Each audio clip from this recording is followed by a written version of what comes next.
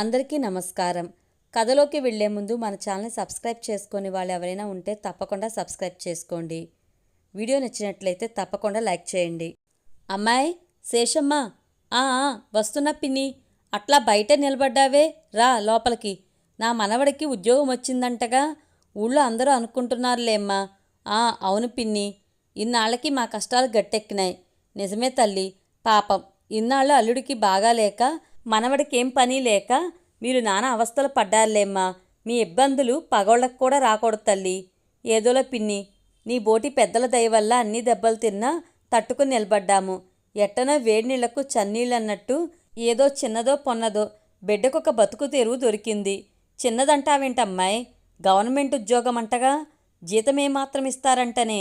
మేము అందరిలాగా వాణ్ణి సాఫ్ట్వేర్లు చదివించలేదుగా పిన్ని. ఏదో మామూలు డిగ్రీనేగా.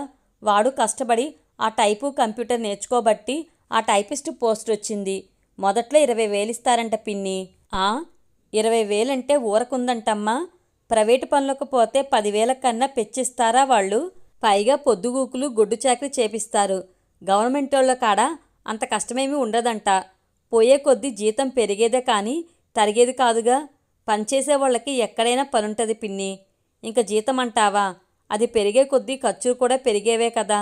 కాకపోతే ఒకటి, కొన్నాళ్ళు జాగ్రత్తగా ఉండి అప్పులు తీర్చుకున్నామంటే కాస్త మనశ్శాంతిగా ఉండగలుగుతాము. అంతేలే తల్లి. ఎలాగో తంటాలు పడి పిల్ల పెళ్లి చేశావు, దాని బతుకది బతుకుతుంది. ఈ ఏడు పిల్లోడికి కూడా చేసేసావంటే నీకు ఆ బాధ్యత కూడా తీరిపోద్ది. అవును పిన్ని, ఏదో ఆ దేవుడు చల్లగా చూస్తే ఈ సంవత్సరంలోనే అబ్బాయికి కూడా చేద్దామనుకుంటున్నా పిన్ని. వినాయక చవితి వస్తుంది కదమ్మా. ఏటేటా మన పక్క ఎవరో ఒకళ్ళు వినాయకుడి బొమ్మ పెట్టిస్తారుగా. పోయినేడు నరసింహగారి పిల్లోడికి ఉద్యోగం వచ్చిందని వాళ్లే బొమ్మకి డబ్బులిచ్చారు. నీకు కూడా తెలుసుగా. అవును, వాళ్ళ అబ్బాయికి అమెరికాలో ఉద్యోగం వచ్చిందని, నెలకు 2 లక్షల జీతమని నరసింహగారి పద్మ చెప్పిందిలే పిన్ని.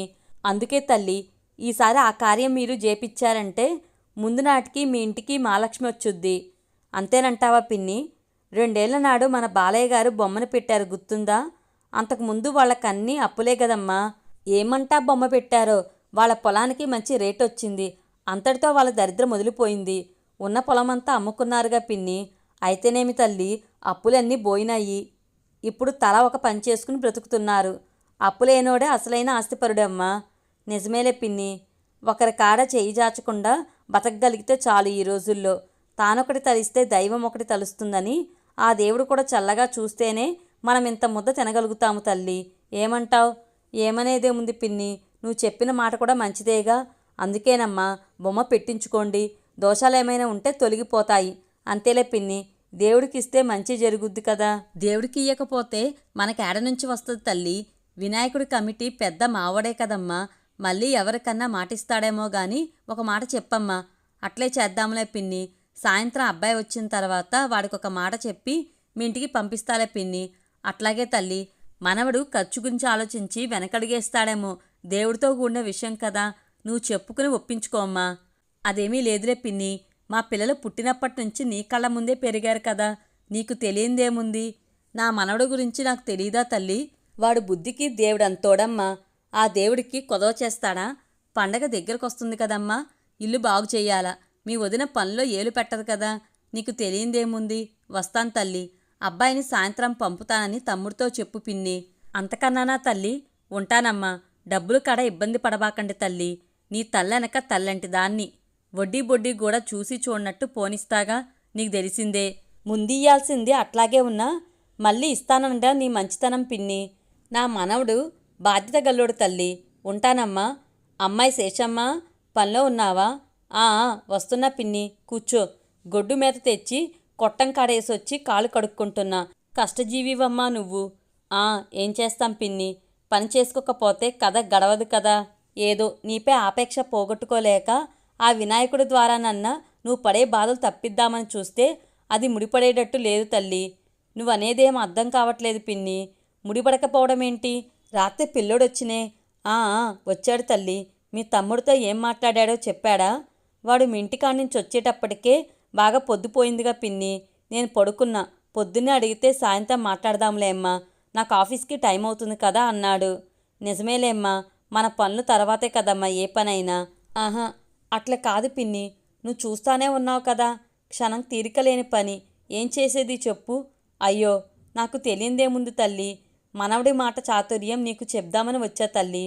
తమ్ముడితో గాని అన్నతో గాని తప్పుగా ఏమన్నా మాట్లాడాడే ఏంది పిన్ని? మన పక్క బజారోళ్ల బొమ్మ 20,000 పెద్దింటోళ్ళం కదా, వాళ్ళకన్నా పెద్ద బొమ్మను తెస్తే కదమ్మా మన పరువు నిలిచేది.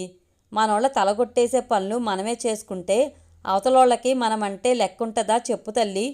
అంటే అచ్చం బొమ్మకి 20,000 దాటుద్దా పిన్ని? శేషమ్మ తల్లి, ఇది దేవుడి కార్యం. అట్లా లెక్కలేస్తే మనకొచ్చేది కూడా అట్లనే ఉంటుంది తల్లి. ఈసారి మీ అదృష్టమేందో తెలుసా? ఇంతకుముందు బొమ్మిచ్చినా గాని అందరితో పాటు కలిసి పూజ చేయించుకోవాల్సి వచ్చేది. మరి ఇప్పుడు ఎట్లా పిన్ని? బొమ్మిచ్చిన వాళ్ళు మాత్రమే మొదటి పూజ, చివరి పూజ చేయించుకుంటారు. అంత భక్తితో బొమ్మిచ్చినోళ్ళని వదిలేసి వట్టోళ్ళకి ఆ పుణ్యం ఎందుకు పోగొట్టాలి అని కమిటీ కొత్త నిర్ణయం తీసుకుంది తల్లి. మరి పూజ కమిటీ సేకరించిన చందాలతో జరిపిస్తారా పిన్ని? అయ్యో పిచ్చి తల్లి, అప్పుడు పుణ్యమంతా పావలా ₹1 ఇచ్చిన వాళ్ళకెళ్ళిపోద్దు తల్లి. కాశీకెళ్ళి విశ్వనాథుని చూసిన వాడికి పక్కనే ఉన్న విశాలాక్షిని చూడడం కష్టమవుతుందా చెప్పు? అంతేగా పిన్ని, నిండా మునిగినోడికి చలేంటి, ఉన్నదంతా ఊడ్చేసుకున్నోడికి ఖర్చేంటి? అయ్యయ్యో తప్పు తల్లి, తెలియక అన్నావు గాని చంపలేసుకోమ్మా. తదాస్తు దేవతలుంటారంటమ్మా. నా మనవడికి ఉద్యోగం వచ్చిందంటే ఆ గణపయ్య కృప ఉండబట్టే కదా తల్లి. ఇంతకీ గణేశుని కృపతో ఉద్యోగస్తుడైన నా కొడుకేమన్నాడు పిన్ని? మనవడిదేముంది తల్లి, చిన్నబిడ్డ. దేవుడి పని ఏదైనా అనుకోకూడదు. ఒకసారి అనుకున్నామా ప్రాణాలొడ్డైనా పూర్తి చెయ్యాలి తల్లి. కాదంటే కీడు జరుగుద్ది. ఆ నిర్ణయమేదో మీ కుటుంబ క్షేమాన్ని తలుచుకుని నువ్వే తీసుకో తల్లి. సరే పిన్ని, మా కుటుంబ క్షేమం కన్నా మిన్న ఏముంది చెప్పు? నువ్వు కోరినట్లుగానే గణేష పూజకు ఏర్పాట్లు చేయిస్తా. సాయంత్రం అబ్బాయి మీ ఇంటికి వచ్చి శుభవార్త చెప్తాడు, సరేనా? నా తల్లే, నాకు తెలుసమ్మా. అటు చూడు, స్వామి నిన్ను ఆశీర్వదిస్తున్నాడు. నువ్వు ఆ మాట అనడంతోనే ఎంత వాన కురుస్తుందో. ఈ ఏడు పంటలన్నీ నీ పుణ్యానే పండుతాయి తల్లి. ఇహ నేను బయలుదేరతానమ్మా. పొలాలు బయట ఎండేసి వచ్చా, తడిసిపోతాయి. పోయిరా పిన్ని, పొలాలు తడిచిపోతే ఎట్లా? గ్యాస్ అయిపోద్ది. గ్యాస్ అయిపోతే నీకు ఖర్చు అవుద్ది. పిన్ని, పిన్ని, ఓ సూరమ్మ పిన్ని, పిలుస్తుంటే అంతన బడి పోతా ఉన్నావు ఏడకి? శిరోమణి గారింటికి పోతున్నాలే, మళ్ళొస్తా. ఏంది పిన్ని, అంత తొందర పనా ఏంది? నిలబడకుండానే పోతున్నావు? ఏం లేదు, వాళ్ళకి చేజారిపోయిందనుకున్న పొలం పోలీసు కేసులో తిరిగొచ్చిందంట్లే అమ్మా. ఓహో, ఆ సంగతి అప్పుడే నీదాకా వచ్చేసిందా? పోదుగాన్లే గాని ఓ ముచ్చట చెప్తా, ఇటు కూర్చో. ఊళ్ళో వినాయకుడి కమిటీ కొత్తదొచ్చిందంటనే. నీకెప్పుడో తెలిసిపోయే ఉంటుందిలే పిన్ని. ఊరందరి బాగోగులు చూసేదానివి కదా. పాపగాలం తల్లి, 10 ఏళ్ల నుంచి నా బిడ్డ చేత గొడ్డు చాకిరీ చేపించుకుని కొత్త కొమ్ములొచ్చేలోకి తప్పిచ్చేశారు. ఆ దేవుడు చూడకపోతాడా? పాపం, దేవుడు మాత్రం ఎంతమందిని చూస్తాళ్లే పిన్ని. ఆయనకున్నది కూడా 2 కళ్ళేగా. శేషమ్మ, అన్నట్టు మర్చిపోయా. మాయట పూట ఆ 50,000 కాగితం తీసుకొస్తా గాని డబ్బులు చూసి పెట్టుకోమ్మా. 3 ఏళ్ళవుతుంది. ముందు మనం అనుకున్నట్టు ₹3 వడ్డీ తల్లి. మర్చిపోతావేమోనని ముందే చెప్తున్నా. అదేంది, మా తమ్ముడు రాత్రి నీకు చెప్పలా? ఎందుకు చెప్పడు గాని నేనెవర్నీ పరామర్శించను. అది నిజమేలే పిన్ని, నీకసలే 4,000 కళ్ళు కదా. ఏందమ్మాయి, నీ ఇంటికొచ్చాననా ఏంది అట్టా మాట్లాడుతున్నావు? ఊళ్ళో వాళ్ళందరూ నీ ఓళ్ళనుకుంటావు గదా, నువ్వందరి మనిషివి గదా అని నేనంటే అట్లా ఉడుక్కుంటావేంటి పిన్ని చిన్నపిల్లలాగా? అదేమీ లేదులే అమ్మాయి, ఏదో పెద్దదాని గదా, కాస్త చాదస్తంలేమ్మా.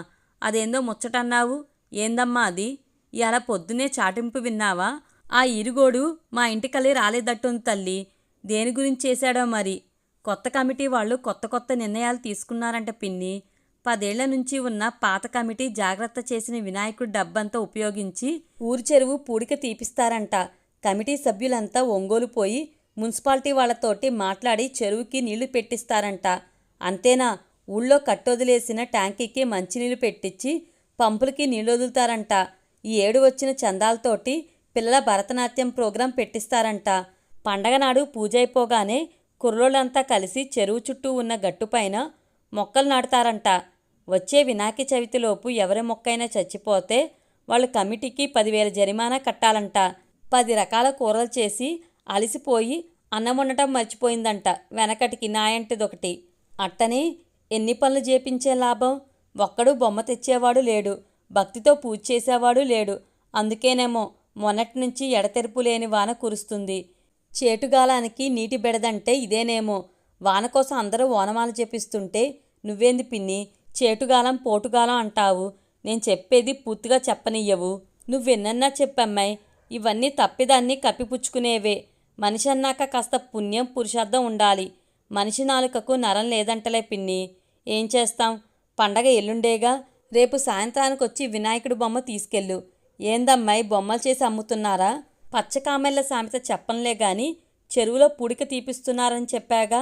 ఆ మట్టితో గణేష ప్రతిమలు చేయించి ఊరు మొత్తానికి ఉచితంగా పంపిణీ చేయాలని, ఆ పనితనం ఉన్న పేద కళాకారులకు తన మొదటి జీతం ఇవ్వాలని, మన బజార్లో ఈసారి రంగులేని వినాయకుడిని ప్రతిష్ఠించాలని, స్వచ్ఛమైన ఈ మట్టి ప్రతిమలన్నింటినీ మన ఊరు చెరువులోనే నిమజ్జనం చేయాలని మా అబ్బాయి కొత్త కమిటీకి సూచించాడు.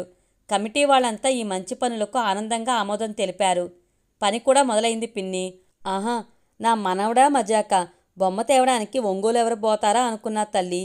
ఇంకా దిగులు లేదు. అబ్బాయికి పుణ్యముచ్చుద్దమ్మా. నీ నాలుక లోపల గాలం పెట్టి గాలించిన నరం దొరకదులే గాని బొమ్మ కొనే ఖర్చు తగ్గిందిగా. కాస్త ప్రశాంతంగా పూజ చేసుకుని పుణ్యమో పురుషార్థమో సంపాదించుకోపో.